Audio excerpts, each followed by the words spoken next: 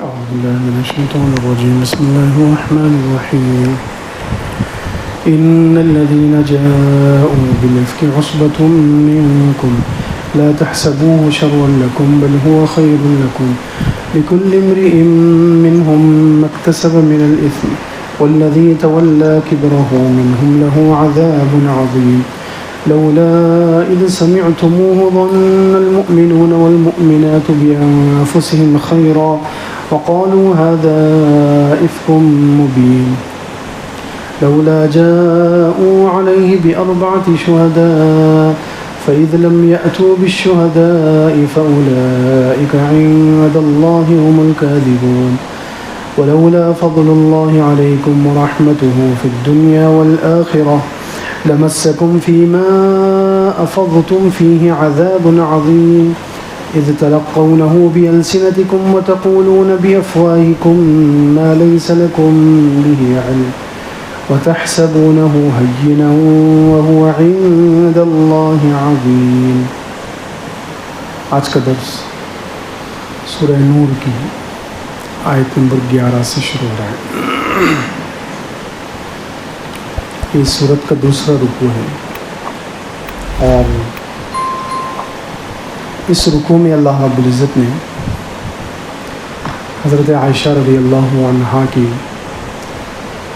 برات اور واقعہ افک کے بارے میں کچھ باتیں نازل فرمائی ہیں.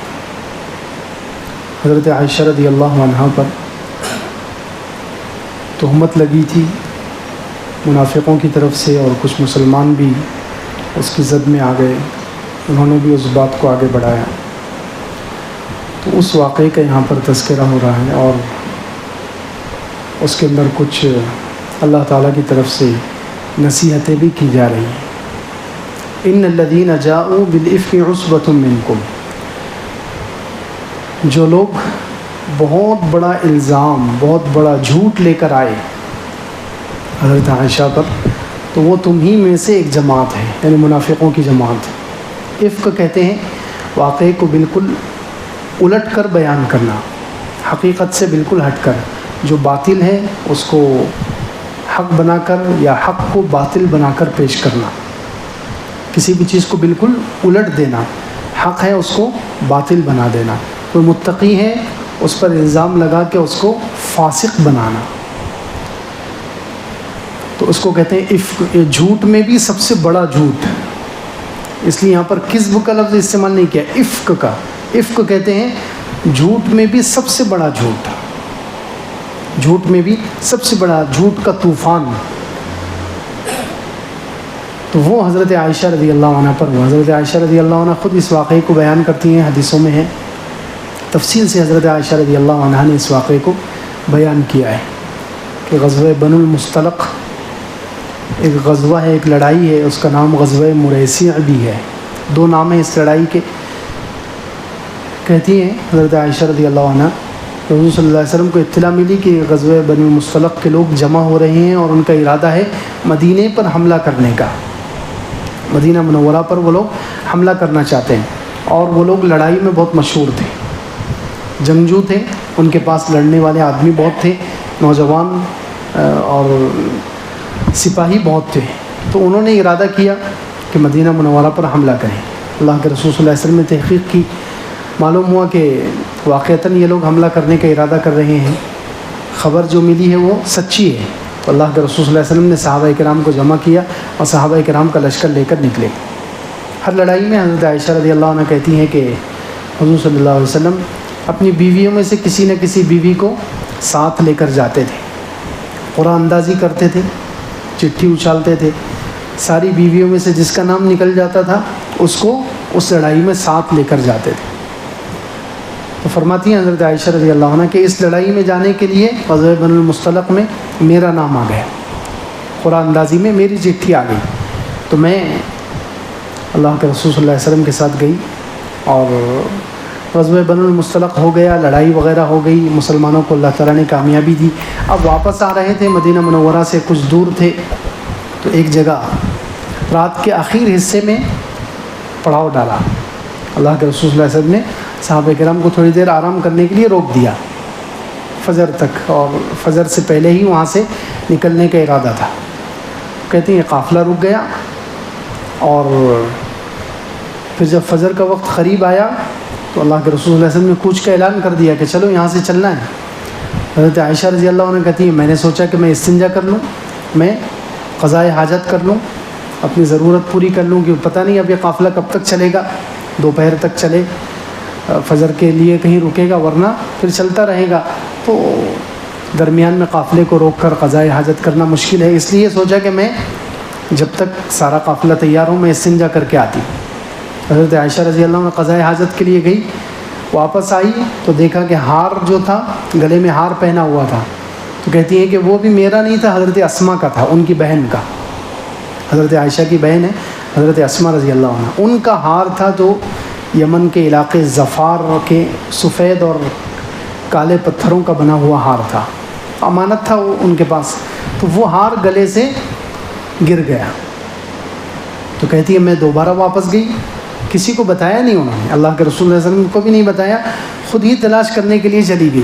تو کہتی ہے تلاش کرتے کرتے ہار تو مل گیا، لیکن جب واپس آ کر دیکھے تو قافلہ جا چکا تھا، کیونکہ قافلہ، حضرت عائشہ رضی اللہ عنہ کہتی ہے کہ مجھے جو اونٹ پر سوار کرایا جاتا تھا، ہودج میں بیٹھتی تھی، ہودج ایک کجاوا ہوتا ہے جس میں اونٹ پر عورتیں بیٹھتی ہیں، پورا پردے کے ساتھ ہوتا ہے، 3-4 لوگ اسے اٹھاتے تھے۔ اب ظاہر سی بات ہے 3-4 مرد مل کر اگر کسی عورت کو اگر وہ ہودج میں بیٹھی ہوئی اٹھائیں گے تو ان کو وزن کا پتہ نہیں چلے گا، تو جو اٹھانے والے تھے ان کو پتہ ہی نہیں چلا کہ اس میں حضرت عائشہ ہے نہیں، حضرت عائشہ اس میں موجود نہیں ہے، وہ ہار تلاش کرنے کے لیے گئی ہوئی ہے، چاروں نے مل کر اٹھایا اور رکھ دیا۔ حضرت عائشہ رضی اللہ عنہ یہاں پر فرماتی ہیں کہ اس زمانے میں ہم عورتیں، مسلمان عورتیں عام طور پر دبلی پتلی ہوتی تھی، موٹی نہیں ہوتی تھی، گوشت ان کے جسم پر زیادہ نہیں ہوتا تھا، یأکلن العلقۃ من الطعام، کھانا، وہ اللہ اکبر عجیب جملہ ہے، کھانا کہتی تھی بس سد رمق، جس سے جسم میں جان باقی رہے، صرف ہم لوگ اتنا کھانا کھاتے تھے، صرف جس سے جسم میں جان باقی رہے، جان کا اور روح کا رشتہ باقی رہے، بس صرف اتنا ہم کھانا کھاتے تھے، پیٹ بھر کر کھانا تو دور کی بات، اور کئی ٹائم کھانا تو دور کی بات، صرف ہم لوگ اتنا کھانا کھاتے تھے کہ جس سے زندگی باقی رہے، جسم کا نظام چلتا رہے، زندہ رہے، بس اتنا کھانا کھاتے تھے، اس لیے ہم دبلے پتلے تھے۔ اٹھانے والے جو لوگ تھے ان کو پتہ ہی نہیں چلا کہ اس میں حضرت عائشہ ہے یا نہیں ہے، انہوں نے وہ کجاوا اٹھا کر رکھ دیا اور قافلہ چل پڑا۔ حضرت عائشہ رضی اللہ عنہ کہتی میں آ کر دیکھا تو پورا قافلہ جا چکا ہے۔ تو حضرت عائشہ رضی اللہ عنہ ذہین بھی بہت تھی، اللہ تعالیٰ نے ذہانت دی تھی، حضرت عائشہ رضی اللہ عنہ نے سوچا کہ میں ادھر ادھر پیچھے جا کر کیا کروں گی، میں یہیں رک جاتی ہوں۔ وہاں ایک درخت تھا، کہتی ہے میں درخت کے نیچے بیٹھ گئی، چادر اوڑھ کر میں بیٹھ گئی، اور بیٹھے بیٹھے مجھے نیند آ گئی۔ مجھے معلوم تھا کہ جب اللہ کے رسول صلی اللہ علیہ وسلم کو پتہ چلے گا کہ عائشہ یہاں پر موجود نہیں ہے تو تلاش کرنے والے یہیں آئیں گے، تلاش کرنے والے اسی جگہ آئیں گے، تو اس لیے انہوں نے بہت ماشاءاللہ چالاکی کی، اپنی ذہانت کو استعمال کیا اور وہیں بیٹھی رہی۔ کہتے ہیں مجھے نیند لگ گئی۔ تو اللہ کے رسول صلی اللہ علیہ وسلم کا جب قافلہ چلتا تھا تو ایک اصول تھا، کچھ لوگ پیچھے رہتے تھے، کچھ لوگ قافلے میں ایک آدمی یا 2 آدمی یا 3 آدمی وہ قافلے سے پیچھے ایک رات کے فاصلے پر چلتے تھے پیچھے سے، تاکہ جس جگہ کسی جگہ لشکر نے قیام کیا، وہاں اگر لشکر کوئی چیز بھول گیا تو وہ پیچھے سے لے کر آئے۔ تو کہتے ہیں پیچھے سے ایک صحابی آئے، اللہ کے رسول صلی اللہ علیہ وسلم نے اس لڑائی میں ان کو متعین کیا تھا، جن کا نام تھا حضرت صفوان رضی اللہ عنہ، صفوان ابن معطل رضی اللہ عنہ، یہ صحابی تھے، وہ پیچھے سے آئے۔ کہتے ہیں جیسے انہیں کوئی چیز درخت کے نیچے کوئی چیز نظر آئی، حضرت عائشہ رضی اللہ عنہ پورا اوڑھ لپٹ کر لیٹی ہوئی تھی، نزدیک آئے، نزدیک آ کر انہوں نے حضرت عائشہ رضی اللہ عنہ کو پہچان لیا۔ حضرت عائشہ رضی اللہ عنہ خود کہتی ہے کہ پردے کی آیت اترنے سے پہلے انہوں نے مجھے دیکھا ہوا تھا، پردے کی آیت اترنے سے پہلے انہوں نے مجھے دیکھا ہوا تھا، اس لیے اس جگہ مجھے دیکھتے ہی وہ پہچان گئے کہ یہ حضرت عائشہ ہیں، کسی وجہ سے شاید قافلے سے پیچھے رہ گئی۔ تو انہوں نے، حضرت عائشہ سو رہی تھی تو انہوں نے زور سے انا للہ و انا الیہ راجعون پڑھا، انہوں نے انا للہ و انا زور سے پڑھا، حضرت عائشہ رضی اللہ عنہ کی نیند کھل گئی اور فوراً کہتی ہے کہ میں نے پردہ کر لیا اپنی چادر اوڑھ لی, چہرہ چھپا لیا. اب یہاں حضرت عائشہ رضی اللہ عنہ کہتی ہیں اللہ کی قسم ہم دونوں نے پورے راستے میں کوئی بات نہیں کی, نہ میں نے حضرت صفوان سے اس انا للہ کے علاوہ کوئی جملہ سنا ہے. سبحان اللہ. دیکھو دونوں بھی کیا عفیف اور پاک دامن ہیں, اور کتنا ان دونوں کو جو ہے خیال ہے پردے کا. کہ حضرت عائشہ رضی اللہ عنہ قسم کھا کر کہتی ہیں کہ اللہ کی قسم ہم نے کوئی بات نہیں کی, نہ میں نے حضرت صفوان سے اس انا للہ و انا الیہ راجعون کے جملے کے سوا کچھ سنا. پورے آدھے دن کا سفر کیا انہوں نے, بعد میں پورے آدھے دن میں کوئی جملہ نہیں. دیکھو یہ چیز بھی سمجھائی ہے کہ کسی نامحرم کی مدد کرنے کی نوبت آئے تو وہاں مدد ٹھیک ہے, مدد کر سکتے ہیں, لیکن بات چیت نہیں ہونی چاہیے. بات چیت بلا وجہ کی بات چیت یہ قربت نزدیکی کو بڑھاتی ہے اور وہ چیز زنا تک پہنچاتی ہے. بلا وجہ کی بات چیت آج کل تو موقع تلاش کرتے ہیں لوگ, نوجوان موقع تلاش کرتے ہیں کہ کسی عورت کی کئی ہیلپ کرنے کا موقع مل جائے اور پھر بات چیت آگے بڑھے. نعوذ باللہ. یہاں دیکھیں کوئی بات نہیں کی, حالانکہ رکاوٹ کوئی نہیں ہے, کوئی دیکھنے والا نہیں ہے, لیکن ایک بھی بات نہیں ہوئی. اسی طرح حضرت موسیٰ علیہ السلام کا واقعہ آگے آ رہا ہے 20ویں پارے میں. حضرت موسیٰ علیہ السلام نے مدین جا کر دو لڑکیوں کی مدد کی. وہاں بھی حضرت موسیٰ علیہ السلام نے ان 2 لڑکیوں کو دیکھا کہ وہ اپنی بکریوں کو لے کر ایک طرف کھڑی ہوئی ہے, تو ان سے پوچھا قال ما خطبکما, تم دونوں کا کیا معاملہ ہے, تم دونوں یہاں الگ کیوں کھڑی ہوئی, سب لوگ پانی پلا رہے ہیں, تم الگ کیوں کھڑی ہوئی ہو؟ تو انہوں نے کہا قالتا لا نسقی حتی یصدر الرعاء, کہتے ہیں کہ ہم پانی نہیں پلا سکتی جب تک کہ یہ چرواہے پلا کر نہ چلے جائیں, کیونکہ یہ مرد ہیں اور ہم عورتیں ہیں. عورتیں مردوں میں داخل ہو جائیں, عورتیں مردوں کی بھیڑ میں شامل ہو جائیں, یہ شریعت میں جائز نہیں, کسی بھی شریعت میں جائز نہیں ہے, کسی بھی شریعت میں یہ جائز نہیں ہے. یہ سب مرد ہیں, اس لیے ہم ان کے درمیان داخل نہیں ہو رہی. یہ جب فارغ ہو کر چلے جائیں گے تو ہم اپنی بکریوں کو پانی پلائیں گے. انہوں نے اتنا ہی جملہ کہا, اور ہم جو نکلی ہے مجبوری میں, وہ ابونا شیخ کبیر, ہمارے والد بوڑھے ہیں. یہ حضرت موسیٰ علیہ السلام نے اس کے بعد کوئی بات نہیں کی, ان کی بکریوں کو پانی پلایا, وہ چلی گئی. نہ انہوں نے حضرت موسیٰ علیہ السلام سے پوچھا کہ آپ کون ہیں, آپ ہمارے گھر پر آؤ, آج کل لڑکیاں جیسے کرتی ہیں. یا حضرت موسیٰ علیہ السلام نے بھی ان سے نہیں کہا کہ میں نے آپ کی ہیلپ کی, آپ کی مدد کی ہے, آپ بتائیے آپ کون ہے, آپ کا نام کیا ہے, آپ کے والد کون ہیں, آپ کا گھر کہاں ہے, کچھ نہیں.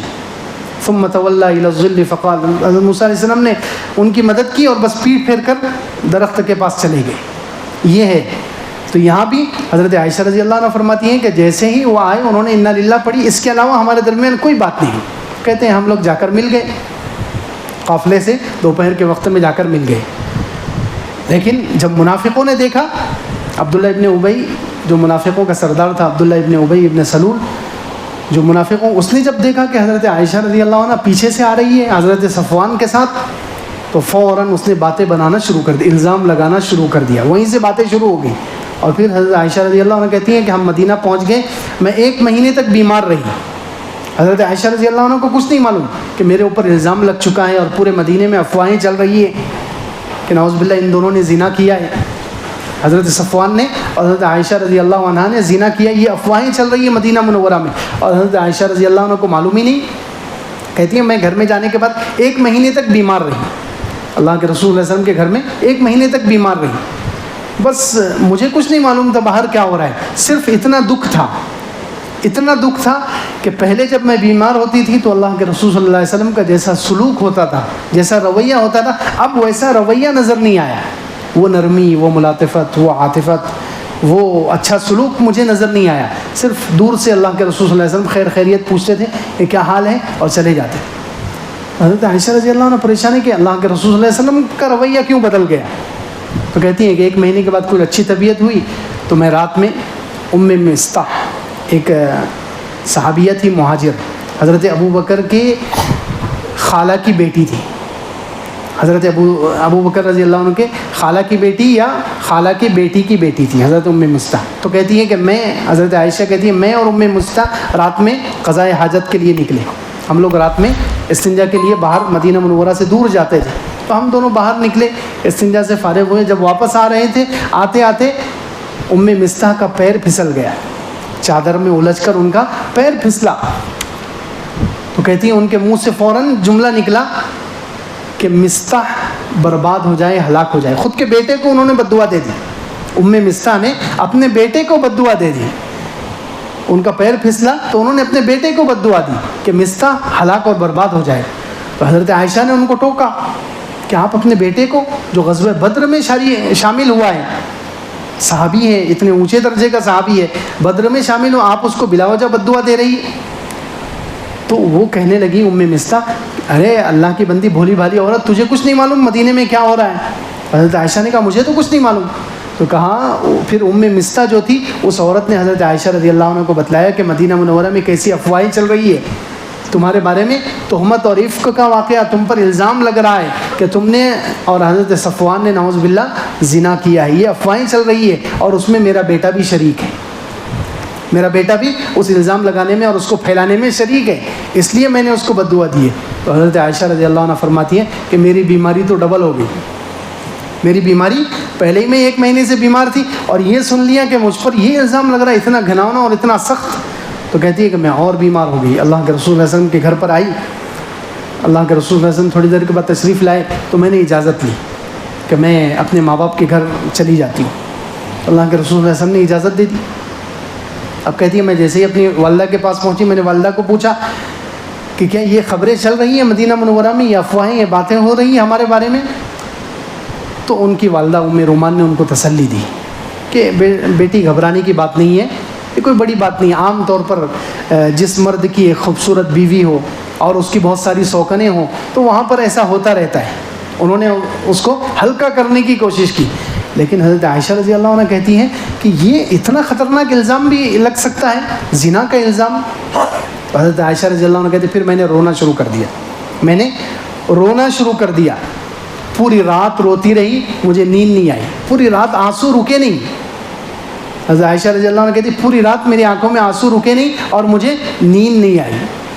دوسرا دن ہوا تو اللہ کے رسول صلی اللہ علیہ وسلم نے دیکھا وحی بند ہو گئی. اللہ کی طرف سے آزمائش بھی ہے.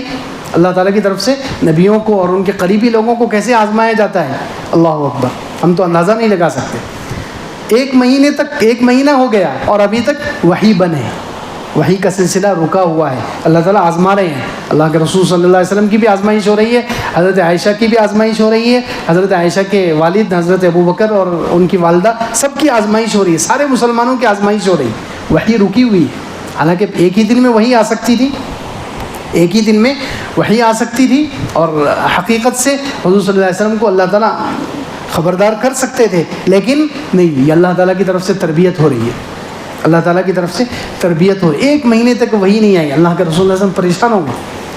تو اب اللہ کے رسول صلی اللہ علیہ وسلم جب وحی نہیں آئی، اللہ تعالیٰ کی طرف سے کوئی حل نہیں اتر رہا ہے، اللہ کے رسول صلی اللہ علیہ وسلم کو سمجھ میں نہیں آ رہا ہے کہ حضرت عائشہ صحیح ہے یا وہ الزام لگانے والے صحیح ہے، کیا کیا جائے. پھر مشورہ کیا. حضرت اسامہ، حضرت علی رضی اللہ عنہما، یہ دونوں حضور صلی اللہ علیہ وسلم کے گھر میں بہت آتے جاتے تھے. حضرت اسامہ بہت آتے جاتے تھے اور حضرت علی رضی اللہ عنہ تو حضور صلی اللہ علیہ وسلم کے داماد ہی ہیں اور قریبی رشتہ دار چچا زاد بھائی بھی ہیں، وہ بہت آتے جاتے تھے. تو ان دونوں سے پوچھا، حضرت اسامہ سے پوچھا کہ تمہاری اس مسئلے میں کیا رائے ہے، حضرت عائشہ پر جو الزام لگ رہا ہے اس میں تمہاری کیا رائے ہے. حضرت اسامہ نے کہا کہ اللہ کے رسول صلی اللہ علیہ وسلم وہ تو آپ کی گھر والی ہے، بیوی ہے، ہم ان کے بارے میں خیر کے سوا کچھ نہیں جانتے، بھلائی کے علاوہ ہم نے ان کے اندر کوئی برائی نہیں دیکھی. اب حضرت علی رضی اللہ عنہ سے پوچھا تو حضرت علی رضی اللہ عنہ نے کہا کہ اللہ کے رسول صلی اللہ علیہ وسلم دنیا میں عورتیں اور بھی ہیں. اب دیکھو حضرت علی رضی اللہ عنہ کا مقصد حضرت عائشہ رضی اللہ عنہ پر الزام لگانا نہیں ہے، نعوذ باللہ، یا حضرت عائشہ رضی اللہ عنہ کا مقام گھٹانا نہیں ہے. حضرت علی رضی اللہ عنہ کس پہلو سے سوچ رہے ہیں؟ حضرت علی رضی اللہ عنہ حضور صلی اللہ علیہ وسلم کے رشتہ دار ہیں اور ان کو حضور صلی اللہ علیہ وسلم کا غم برداشت نہیں ہو رہا ہے. 1 مہینے سے جو حضور صلی اللہ علیہ وسلم پریشان ہیں، ظاہر سی بات ہے 1 مہینے سے الزام لگ رہا ہے. اب ہم میں سے کسی کی بیوی پر الزام لگ جائے تو ہم پریشان ہوں گے کہ نہیں ہوں گے؟ تہمت لگ جائے، وہ بھی زنا کی تہمت، سب سے خطرناک تہمت ہے یہ. تو کسی میاں بیوی کے لیے کتنی خطرناک بات ہے یہ کہ زنا کی تہمت لگ جائے. تو اللہ کے رسول صلی اللہ علیہ وسلم جیسی مقدس ہستی، سارے نبیوں میں بھی سب سے بڑا مقام جن کا ہے، ان کی بیوی پر الزام لگ رہا ہے، تو اللہ کے رسول صلی اللہ علیہ وسلم کتنے پریشان ہوں گے. تو حضرت علی رضی اللہ عنہ کو یہ پریشانی دیکھی نہیں گئی. انہوں نے یہ حضرت عائشہ رضی اللہ عنہ کی طرف نہیں دیکھا، انہوں نے اللہ کے رسول صلی اللہ علیہ وسلم کو دیکھا کہ نبی ہیں اور میرے بھائی ہیں، اتنے پریشان ہیں. تو انہوں نے رائے دی کہ اللہ کے رسول صلی اللہ علیہ وسلم دنیا میں عورتیں اور بھی تو ہیں، یعنی آپ اگر آپ کو وحی نہیں آ رہی ہے ابھی، حضرت عائشہ رضی اللہ عنہا کا پاک دامن ہونا ابھی واضح نہیں ہو رہا ہے، تو آپ طلاق دے دیجئے، آپ ان کو طلاق دے دیجئے۔ اور شریعت میں جو طلاق کا اصول ہے کہ پہلے ایک طلاق دو، اور بعد میں جب اللہ تعالیٰ کی طرف سے برات آ جائے گی، ان کے پاک دامن ہونے کی اللہ تعالیٰ وضاحت کر دیں گے، تو پھر آپ دوبارہ بھی نکاح کر سکتے ہیں ان سے، دوبارہ ان کو رجوع کر سکتے ہیں، لوٹا سکتے ہیں نکاح میں۔ لیکن ابھی کے لیے آپ یہ کیجئے کہ ان کو چھوڑ دیجئے۔ یہ حضرت علی رضی اللہ عنہ نے رائے دی۔ پھر بھی حضرت علی رضی اللہ عنہ نے کہا کہ گھر میں باندھی ہے حضرت بریرہ، ان سے پوچھ لو، وہ ہمیشہ ساتھ رہتی ہے، عورت ہے، باندھی ہیں وہ ہمیشہ ساتھ، ان سے پوچھ لو۔ تو اللہ کے رسول صلی اللہ علیہ وسلم نے ان سے بھی پوچھا، تو انہوں نے کہا کہ اللہ کے رسول صلی اللہ علیہ وسلم، اللہ کی قسم میں اس کے علاوہ میں نے ان کے اندر کوئی برائی نہیں دیکھی، بس بات اتنی ہے کہ وہ چھوٹی عمر کی ہے۔ حضرت عائشہ رضی اللہ عنہ کی عمر جس وقت یہ الزام لگا صرف 13 سال تھی۔ کتنی عمر تھی؟ صرف 13 سال۔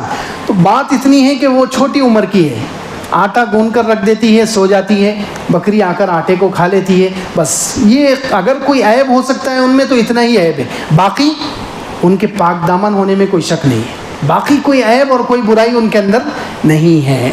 یہ حضرت بریرہ رضی اللہ عنہ نے گواہی دی۔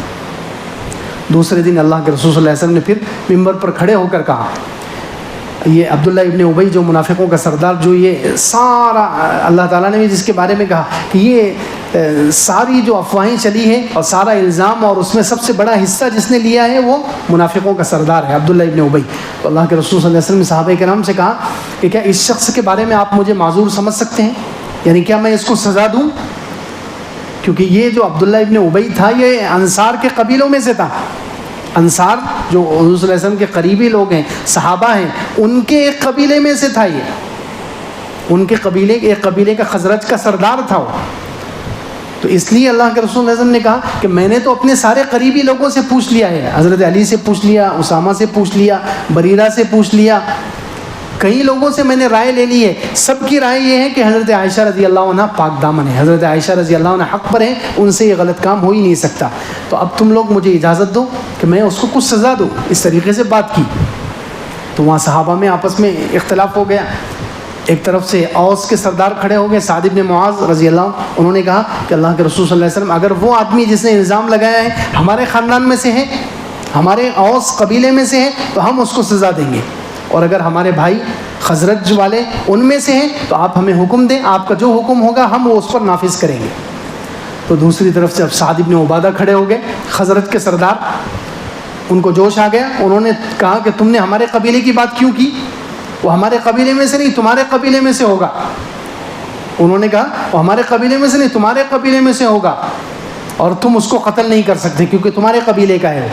تو پھر ادھر سے اسید ابن حضیر کھڑے ہو گئے اوس میں سے، انہوں نے کہا کہ نہیں، سعد بن عبادہ رضی اللہ عنہ سے کہا کہ تم منافقوں کا ساتھ دے رہے ہو، تم منافقوں کا ساتھ دے رہے ہو، وہ تمہارے قبیلے میں سے ہے، تم کبھی اس کو قتل نہیں۔ تو خیر بات بڑھ گئی، تو اللہ کے رسول صلی اللہ علیہ وسلم ممبر پر کھڑے ہوئے ہیں، اور یہ دونوں اوس اور خزرج میں قریب تھا کہ لڑائی شروع ہو جائے۔ اللہ کے رسول صلی اللہ علیہ وسلم ممبر سے اترے اور دونوں کو خاموش کرایا۔ خیر حضرت عائشہ رضی اللہ عنہ کہتی ہیں کہ پھر وہ دن گزر گیا، پہلے ایک رات روتی رہی، پھر دن گزرا جس میں اللہ کے رسول صلی اللہ علیہ وسلم نے یہ صحابہ کرام سے پوچھا، وہ دن بھر میں روتی رہی، پھر ایک رات گزری، وہ رات بھی میں روتی رہی۔ اللہ اکبر، 2 رات اور 1 دن لگاتار میرے آنکھ سے آنسو بند نہیں ہوئے اور نیند کی ایک جھپک نہیں آئی، روتی رہی۔ جب دوسرا دن ہوا تو اللہ کے رسول صلی اللہ علیہ وسلم حضرت ابو بکر کے گھر تشریف لے گئے۔ حضرت ابو بکر کے گھر میں حضرت عائشہ ٹھہری ہوئی تھی، تو حضرت ابو بکر کے گھر میں تشریف لے گئے، اور وہاں جانے کے بعد اللہ کے رسول صلی اللہ علیہ وسلم نے پہلے خطبہ پڑھا، اشہد ان لا الہ الا اللہ، اور اما بعد یہ کہہ کر حضرت عائشہ سے بات کرنا شروع کی، اور بات کرتے ہوئے کہا کہ اے عائشہ، تم پر جو الزام لگ رہا ہے، اگر تم بری ہے، تم نے وہ کام نہیں کیا ہے، تو ضرور اللہ رب العزت تمہاری برات نازل کریں گے، تمہارے حق پر ہونے کو اللہ تعالیٰ واضح کریں گے وحی کے ذریعے۔ لیکن اگر خدا نخواستہ تم سے کوئی غلطی ہوئی ہے تو تم توبہ کرو، اللہ سے معافی مانگو، کیونکہ جو بندہ اللہ کے سامنے اپنے گناہ کو مان لیتا ہے، اقرار کرتا ہے، توبہ کرتا ہے، اللہ اس کی توبہ کو قبول کرتے ہیں۔ تو حضرت عائشہ رضی اللہ عنہ کہتی ہے جیسے ہی اللہ کے رسول صلی اللہ علیہ وسلم نے یہ بات کہی تو کہتے ہیں میرے آنکھ کے آنسو ختم ہو گئے، اللہ کے رسول صلی اللہ علیہ وسلم نے جب یہ بات کہی میرے آنکھ کے آنسو رک گئے، بالکل سوکھ گئے. اور کہتی ہے میں نے اپنی والد کی طرف دیکھا، حضرت ابو بکر سے کہا کہ آپ اللہ کے رسول صلی اللہ علیہ وسلم کی اس بات کا کچھ جواب دو میری طرف سے. تو حضرت ابو بکر کہتے ہیں کہ اے عائشہ اللہ کی قسم مجھے ابھی سمجھ میں نہیں آ رہا ہے کہ میں کیا جواب دوں، کیونکہ والدین بھی کشمکش میں ہیں، والدین بھی کشمکش میں ہیں کہ یہ کیا معاملہ ہے. اگر وہ کہیں گے کہ ہماری بیٹی حق پر ہے، خدا نخواستہ وہ یہ سوچ رہے ہیں کہ اگر خدا نخواستہ وہ الزام صحیح ہوا تو پھر ہم برے ہو جائیں گے.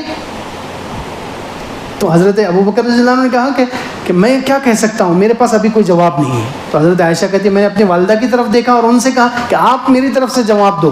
تو وہ بھی کہنے لگی کہ اللہ کی قسم میں نہیں جانتی کہ میں اس وقت اللہ کے رسول صلی اللہ علیہ وسلم سے کیا بات کروں. حضرت عائشہ رضی اللہ عنہ کہتی ہے پھر میں نے ہی کہا کہ تینوں سے کہا، اللہ کے رسول صلی اللہ علیہ وسلم سے بھی، حضرت ابو بکر سے بھی اور اپنی والدہ سے بھی، تینوں سے میں نے کہا کہ جو الزام مجھ پر لگ رہا ہے اللہ کو معلوم، اللہ جانتا ہے کہ میں اس سے بری ہوں، لیکن اگر میں کہوں گی کہ میں بری ہوں، میں نے وہ کام نہیں کیا، تو تم لوگ مانو گے نہیں، کیونکہ باہر کی افواہ سن سن کر تمہیں بھی اس پر یقین آ چکا ہے. حضرت عائشہ کہہ رہی کہ باہر کی باتیں سن کر ایسا لگ رہا ہے کہ تم بھی اس کو سچا ماننے لگے ہو. اب اگر میں کہوں گی اپنی طرف سے کہ میں نے وہ کام نہیں کیا، میں بری ہوں، تو تم اس کو ماننے کے لیے تیار نہیں ہوگے. اور اگر میں یہ کہہ دوں کہ میں نے وہ کام کیا ہے حالانکہ میں نے نہیں کیا، تو تم اس کو سچا سمجھو گے. اب میرے پاس ایک ہی راستہ ہے. حضرت عائشہ کہتی ہے کہ مجھے حضرت یعقوب کا نام یاد نہیں آیا. حضرت یعقوب کا جو واقعہ سورہ یوسف میں بیان ہوا تو کہتی ہے حضرت یعقوب کا نام یاد نہیں آیا. تو میں نے کہا میرے لیے اب مثال ایک ہی ہے، یوسف علیہ السلام کے ابا. انہوں نے جو کہا تھا فصبر جمیل، کہ اب صبر بہتر ہے، اللہ ہی میرے بارے میں کوئی فیصلہ کرے گا. تو یوسف کے ابا کی جو مثال ہے وہ میری مثال ہو گئی، فصبر جمیل، اب صبر میرے لیے بہتر ہے. حضرت عائشہ کہتی ہے یہ کہہ کر میں نے رخ موڑ لیا اور دوسری طرف منہ کر کے میں لیٹ گئی. تھوڑی دیر گزری، ابھی کوئی اپنی جگہ سے ہلا نہیں. اللہ کے رسول صلی اللہ علیہ وسلم بھی اسی جگہ ہیں، حضرت ابو بکر بھی اسی جگہ ہیں، ان کی بیوی بھی اسی جگہ ہے. حضرت عائشہ رضی اللہ عنہ کہتی ہے تھوڑی دیر گزری تھی کہ اللہ کے رسول صلی اللہ علیہ وسلم پر وحی کے آثار آنا شروع ہو گئے.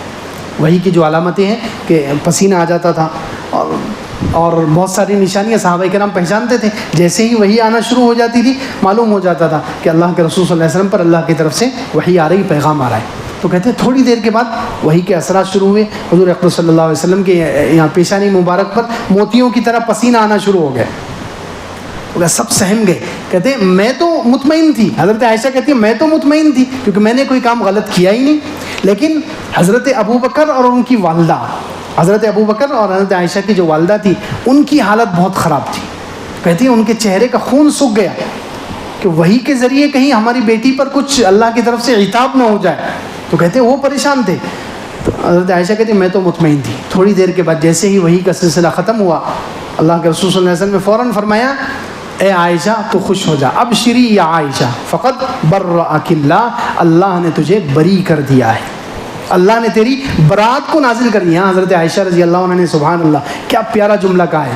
حضرت عائشہ رضی اللہ عنہ کہتی ہے اللہ کی قسم میں یہ نہیں سمجھتی تھی کہ میرے بارے میں قرآن کی آیتیں نازل ہوگی. میں اپنے آپ کو بہت حقیر سمجھتی تھی. کیا کہا انہوں نے، حالانکہ کتنا بڑا مقام ہے ان کا، لیکن حضرت عائشہ رضی اللہ عنہ کہہ رہی میں اپنے آپ کو اس سے حقیر سمجھتی تھی کہ اللہ میرے بارے میں بات کرے اور قرآن کی آیتیں اتر جائے اور وہ آیتیں قیامت تک پڑھی جائے. میں اپنے آپ کو اس قابل نہیں سمجھتی تھی. میں تو یہ سوچ رہی تھی کہ شاید میری برات کے لیے، میرے حق پر ہونے کے لیے اللہ تعالیٰ بس حضور صلی اللہ علیہ وسلم کو کوئی خواب بتا دیں گے، خواب کے ذریعے سے معلوم ہو جائے گا کہ میں حق پر ہوں. مجھے یہ بالکل نہیں یقین تھا. میں اپنا مقام اتنا بڑا نہیں سمجھتی تھی کہ میرے بارے میں قرآن کی آیتیں اتر جائیں گی. لیکن اللہ رب العزت نے قرآن کی آیتیں ان کے بارے میں اتار دی. ان الذین جاءوا بالافک کے پورا رکوع اتر گیا. تو جیسے ہی آیتیں اتری اللہ کے رسول صلی اللہ علیہ وسلم نے خوشخبری سنائی. تو حضرت عائشہ کی جو والدہ ہیں، حضرت عائشہ کی والدہ نے حضرت عائشہ سے کہا اے عائشہ جلدی سے جاؤ اللہ کے رسول صلی اللہ علیہ وسلم کے پاس جا کر ان کا شکریہ ادا کرو. لیکن حضرت عائشہ رضی اللہ عنہ کہتے توحید کا غلبہ. اب دیکھیے ان پر توحید کا غلبہ ہو گیا. حضرت عائشہ نے کہا کہ نہیں اب یہ تو میں صرف اللہ کا شکر ادا کروں گی کیونکہ اللہ نے آج میرا ساتھ دیا ہے. سبھی کہہ رہے تھے، سبھی کشمکش میں تھے. اللہ کے رسول صلی اللہ علیہ وسلم جو نبی ہیں انہوں نے الزام تو نہیں لگایا لیکن وہ کشمکش میں تھے. میرے والدین بھی کشمکش میں تھے، سارا مدینہ کشمکش میں تھا. لیکن صرف ایک ہے اللہ جس نے میرا ساتھ دیا ہے، اس لیے آج تو ابھی میں صرف اللہ کا شکر ادا کروں. یہ حضرت عائشہ رضی اللہ عنہ نے کہا. خیر اس کے بارے میں یہ آیتیں نازل ہوئی. دیکھیے فرمایا ان الذین جاءوا بالافک عصبۃ منکم، جو لوگ افک یہ اس الزام کا طوفان لے کر آئے، بہت بڑا الزام، حقیقت کو بالکل الٹ کر انہوں نے بیان کیا، یہ تم ہی میں سے ہیں. لا تحسبوه شرا لکم، اللہ تعالیٰ فرمانے اس کو اپنے لیے برا مت سمجھو، بل ہوا خیر لکم، بلکہ یہ تمہارے لیے بہتر ہے. اس میں ہر شر میں سے بھی اللہ تعالیٰ کی طرف سے کچھ خیر کے پہلو نکلتے ہیں، ہر برائی میں سے بھی اللہ تعالیٰ اپنے نیک بندوں کے لیے بھلائی نکال دیتے ہیں. یہ اللہ کی قدرت ہے، اللہ کی قدرت ہے. ایمان والوں پر جو حالات آتے ہیں، برے حالات میں سے بھی اللہ تعالیٰ ان کے لیے کوئی خیر نکال دیتے ہیں، برائی میں سے بھی اللہ تعالیٰ کوئی بھلائی نکال دیتے ہیں، شر میں سے اللہ تعالیٰ خیر نکال دیتے ہیں. تو یہاں بھی کہہ رہے ہیں جیسے اس میں خیر کیا ہے، اس میں ایک تو خیر ہے، مفسرین لکھتے ہیں کہ موٹی موٹی اگر خیر دیکھی جائے اس واقعے میں تو سب سے پہلی خیر قانون سازی کی ہے. صحابہ کرام کے جو ایسے واقعات پیش آئے، جیسے پہلے گزرا زنا کا واقعہ پیش آیا، صحابیہ کے ایک صحابیہ نے زنا کر لیا، یا دو مرد صحابی ہیں انہوں نے زنا کر لیا. یہ واقعات جو ہے اللہ تعالیٰ نے جو کروائے ہیں، حالانکہ اگر ہم سوچیں، تھوڑا سا سوچیں، آج جو دنیا میں 100 کروڑ سے زیادہ یا 150 کروڑ جو بھی مسلمان ہیں، تو ہر وقت زمین میں کروڑوں مسلمان ایسے رہتے ہیں جو زندگی پر زنا نہیں کرتے، رہتے 100 کروڑ میں سے 1-8 کروڑ یا 5-10 کروڑ بلکہ اور بھی زیادہ ہوں گے جنہوں نے زندگی پر کبھی زنا نہیں کیا مسلمانوں میں. تو جب عام مسلمان اتنے اپنے دین پر پکے ہوتے ہیں، جو 1400 سال کے بعد پیدا ہو رہے ہیں، اللہ کے رسول صلی اللہ علیہ وسلم کے جانے کے 1400 سال کے بعد پیدا ہو کر اتنے کروڑوں مسلمان ایسے ہیں جنہوں نے زندگی پر کبھی زنا نہیں کیا، تو پھر صحابہ کرام میں سے یہ واقعہ کیسا ہو گیا؟ ہماری عقل حیران ہے نہیں ہے. عام مسلمان جب کروڑوں ایسے نکل سکتے ہیں جو زندگی پر زنا کے قریب نہ جائیں، ان کو زنا سے سخت نفرت ہو، تو پھر صحابہ جنہوں نے حضور صلی اللہ علیہ وسلم کو دیکھا، وحی اترتے ہوئے دیکھی، حضور کے پیچھے نماز پڑھی، حضور صلی اللہ علیہ وسلم کی برکت سے ان کا ایمان کہاں سے کہاں پہنچ گیا، پھر ان سے زنا کیسے ہو گیا؟ تو علماء نے لکھا ہے کہ ان سے زنا جیسے ہم لوگوں سے جو ہوتا ہے اندر کی خباثت کی وجہ سے، ہم لوگوں سے جو حرام کام ہوتے ہیں اندر کی خباثت، نفس کی شرارت کی وجہ سے، صحابہ کرام سے کسی بھی صحابی سے جو گناہ ہوا ہے وہ نفس کی خباثت سے نہیں ہوا، نفس کی شرارت سے اور اندر کی گندگی کی وجہ سے نہیں ہوا. صحابہ سے جو بھی زنا یا بڑا گناہ حرام کام ہوا ہے وہ کروایا گیا ہے قانون بتانے کے لیے، قانون سازی کے لیے. کیوں کرایا گیا ہے؟ آپس میں جو لڑائی بھی ہوئی صحابہ کرام کی وہ بھی کروائی گئی ہے. ہم میں سے کتنے لوگ ایسے ہیں جو زندگی پر کسی سے نہیں لڑتے؟ پھر صحابہ کرام جنہوں نے حضور صلی اللہ علیہ وسلم کے ساتھ اتنے سال گزارے تھے، انہوں نے کیسے اتنی بڑی بڑی لڑائیاں لڑ لی؟ تو یہ سب جو واقعات ہوئے ہیں صحابہ کرام کے، یہ کرائے گئے ہیں قانون بتلانے کے لیے کہ اگر کسی پر جیسے عام زنا کے کوئی مرد کر لے تو اس کو سزا کیسے دی جائے گی، اس کو سزا کیسے دی جائے گی، اس کا سیمپل اور نمونہ کہاں ہے؟ تو اللہ کے رسول صلی اللہ علیہ وسلم کی زندگی میں ایک صحابی سے کروا دیا گیا تاکہ پوری قیامت تک کی امت کو معلوم ہو جائے کہ زنا کر لے تو اس کو کیسے سزا دی جاتی ہے. اب الزام لگائیں. اب حضرت عائشہ رضی اللہ عنہ پر اصل الزام تو منافقین نے لگایا، لیکن 3 سچے مسلمان بھی اس میں شامل ہو گئے. 3 سچے صحابی، 3 پکے صحابی یہ بھی شامل ہو گئے. ایک حضرت حسان جو مشہور شاعر ہے، اللہ کے رسول صلی اللہ علیہ وسلم جن کو ممبر پر بٹھا کر اسلام کی طرف سے شعر کہلواتے تھے، وہ بھی اس تہمت میں شامل ہو گئے تھے. منافقوں کی باتوں میں آ گئے، منافقوں کے پروپیگنڈے میں آ گئے، اور انہوں نے بھی اس کو تھوڑا آگے بڑھایا، کچھ لوگوں تک پہنچایا کہ حضرت عائشہ رضی اللہ عنہ نے نعوذ باللہ یہ کام کیا ہے. تو حضرت حسان، حضرت مستح اور ایک صحابیہ ہیں، 2 مرد ہیں اور ایک عورت صحابیہ. وہ بھی کون ہے؟ حضور صلی اللہ علیہ وسلم کی سالی، حضور صلی اللہ علیہ وسلم کی سالی حضرت زینب بنت جہش جو حضور صلی اللہ علیہ وسلم کی بیوی ہیں، ان کی سگی بہن حضرت حمنہ بنت جہش. تو یہ 3 سچے پکے لوگ، سچے پکے صحابی بھی اس تہمت لگانے میں شامل ہو گئے. بعد میں ان کو 80 کوڑے مارے گئے، یاد رکھو، بعد میں ان کو 80 کوڑے لگائے گئے اور پھر اللہ تعالیٰ نے ان کی توبہ قبول کر دی. اب ہم ان کو کچھ نہیں کہہ سکتے، اب ہم ان کو برا بلا نہیں کہہ سکتے، کیونکہ ان پر جو تہمت انہوں نے لگائی تھی اس کی سزا ان کو مل چکی ہے. 80 کوڑے بھی لگ گئے، اللہ نے ان کی توبہ بھی قبول کر دی. لیکن یہ صحابہ کرام سے واقعات کیوں کروائے گئے؟ تاکہ قانون سازی ہو، پتہ چلے. تو اس میں ایک خیر کا پہلو ہے قانون سازی کا. دوسرا خیر کا پہلو ہے اس واقعے میں حضرت عائشہ رضی اللہ عنہ کا مقام اور مرتبہ امت کو معلوم ہے. حضرت عائشہ رضی اللہ عنہ کی فضیلت معمولی نہیں ہے. کہیں حضرت عائشہ رضی اللہ عنہ خود کہتی ہے کہ کتنی فضیلتیں ایسی ہیں جو کسی بیوی میں نہیں ہے جو اللہ تعالیٰ نے مجھے دی. تمام بیویوں میں صرف 2 بیویاں ہیں جن کا نکاح اللہ تعالیٰ نے خود کرایا ہے. 2 بیویاں ایسی ہیں جن کا نکاح اللہ تعالیٰ نے خود کرایا ہے. ایک تو وہی حضرت زینب جو حضور صلی اللہ علیہ وسلم کی پھوپھی ذات بہن ہے.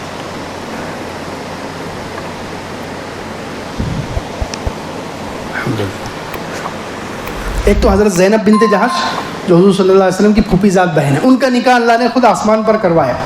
دوسرے حضرت عائشہ, ان کا نکاح بھی حضرت جبرائیل علیہ السلام, صحیح حدیثوں میں حضرت جبرائیل علیہ السلام تصویر لے کر آئے تھے اور وہ تصویر بتائی کہ آپ کو ان سے نکاح کرنا ہے. پھر یہ اللہ کے حکم پر نکاح ہوا ہے. تو یہ 2 نکاح ہیں. تو یہ ایک حضرت عائشہ رضی اللہ عنہ کی فضیلت ہے. اسی طرح ایک اور فضیلت ہے کہ اس سے بڑی فضیلت کیا ہوگی کہ اللہ کے رسول صلی اللہ علیہ وسلم دنیا سے جب گئے ہیں تو حضرت عائشہ کی گود میں گئے ہیں. اللہ اکبر.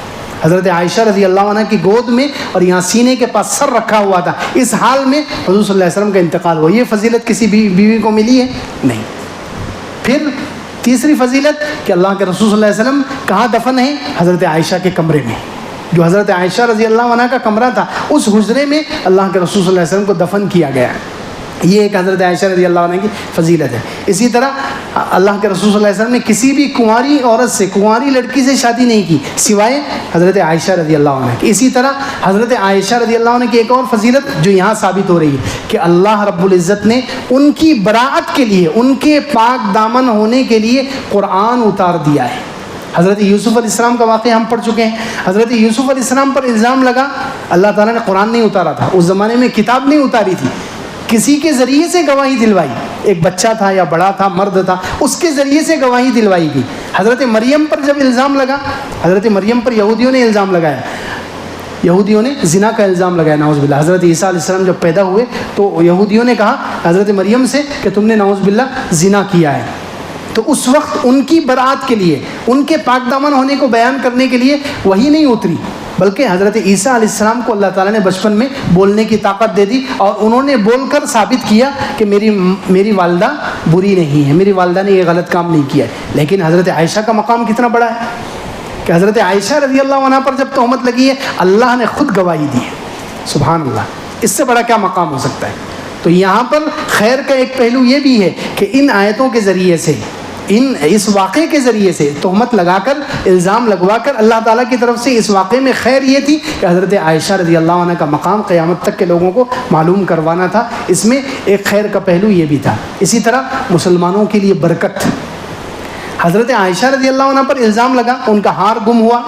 2 مرتبہ حضرت عائشہ کا ہار گم ہوا ہے. کتنی مرتبہ؟ 2 مرتبہ.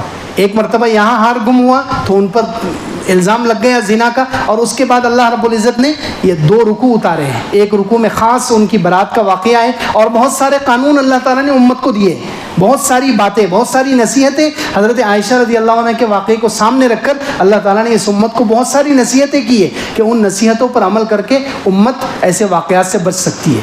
تو دیکھو یہ برکت, یہ حضرت عائشہ رضی اللہ عنہ کے اس ہار اور اس واقعے سے ایک برکت تو یہ نکلی, اور ہار سے ایک اور برکت بھی ملی ہے. وہ بھی بخاری اور مسلم اور مجموع الزوائد حدیث کی کتاب میں واقعہ ہے. حضرت عائشہ رضی اللہ عنہ کہتی ہیں ہم سفر میں نکلے, اس سفر میں بھی میرا ہار گم گیا, ہار گم گیا, اور اللہ کے رسول صلی اللہ علیہ وسلم نے اعلان کیا کہ چلو آگے چلنا ہے. اب مسلمانوں کے پاس جہاں ٹھہرے ہوئے تھے وہاں پانی نہیں تھا, جہاں جس جگہ ٹھہرے ہوئے تھے وہاں پانی کا انتظام نہیں تھا. اب فجر کا وقت شروع ہو گیا, فجر کا وقت شروع ہو گیا. اب سارے صحابہ کرام تیار ہیں, سب کہہ رہے ہیں چلو. اللہ کے رسول صلی اللہ علیہ وسلم نے بھی اعلان کر دیا, لیکن حضرت عائشہ رضی اللہ عنہ کی وجہ سے پورا قافلہ رک گیا. اللہ کے رسول صلی اللہ علیہ وسلم بھی ہار تلاش کر رہے ہیں, سارے صحابہ, حضرت ابو بکر, تو صحابہ کرام پریشان ہو گئے کہ کہیں نماز قضا نہ ہو جائے. فجر کی نماز ہے, اب آگے کتنے دور پانی ملے گا, کتنا چلنا پڑے گا, پھر پانی ملنے کے بعد کتنا وقت بچے گا, فجر کی نماز ملے گی یا نہیں ملے گی, یہ مسئلہ پیش آ گیا. یہاں تو پانی نہیں ہے. تو سارے صحابہ کے نام حضرت ابو بکر کو شکایت کر رہے ہیں کہ آپ کی بیٹی کی وجہ سے, آپ کی بیٹی کی وجہ سے, آپ کی بیٹی کی وجہ سے پورا قافلہ رکا ہوا ہے. تو حضرت ابو بکر کو غصہ آ گیا. حضرت عائشہ کہتی ہیں حضرت ابو بکر میرے خیمے میں آئے اور مجھے ڈانٹا, اور بلکہ کچو کے مارے, کچھ مارا بھی, کہ تیری وجہ سے پورا قافلہ رکا ہوا ہے, سب کی نماز خطرے میں ہے. اس وقت اللہ رب العزت نے تیمم کی آیتیں اتاری. اللہ اکبر. اس وقت تیمم کی آیتیں اتر گئی کہ اگر پانی نہیں ہے تیمم کر کے نماز پڑھ لو. اور وہ ہار کہاں ملا؟ جس اونٹ پر وہ بیٹھے ہوئے تھے, اونٹ اٹھا, اس کے نیچے سے ہار مل گیا. تو اس وقت اسید ابن حضیر ایک صحابی تھے، انہوں نے کہا ما ہی باول برکتکم یا آل ابی بکر، اے آل ابو بکر یہ تمہاری پہلی برکت نہیں ہے، تمہاری وجہ سے ہمیں کئی آسانیاں ملی ہے، اس میں سے ایک یہ آسانی تیمم کی جو سہولت ملی ہے وہ حضرت عائشہ کے ہار کی برکت سے ملی ہے۔ دیکھو حضرت عائشہ رضی اللہ عنہ کا مقام کتنا اونچا ہے۔ خیر، تو فرمایا اس میں خیر کے کئی پہلو ہیں، بل ہوا خیر لکم، یہ واقعہ تمہارے لیے بہتر ہے، لکل امرئ منہم مکتسب من الاثم، ہر مرد کے لیے جس نے اس میں حصہ لیا ہے اس کو اس کے حصے کے بقدر گناہ ملے گا۔ جس نے اس میں اس افواہ کو پھیلانے کی جس نے کوشش کی ہے، جس کا جتنا حصہ ہے اس کے بقدر اس کو سزا ملے گی۔ والذی تولی کبرہ منہم لہ عذاب عظیم، اور ان الزام لگانے والوں میں سے سب سے بڑا جس کا حصہ ہے اسے تو دردناک عذاب ہوگا، اور وہ کون ہے؟ منافقوں کا سردار۔ اس سے آگے انشاءاللہ اللہ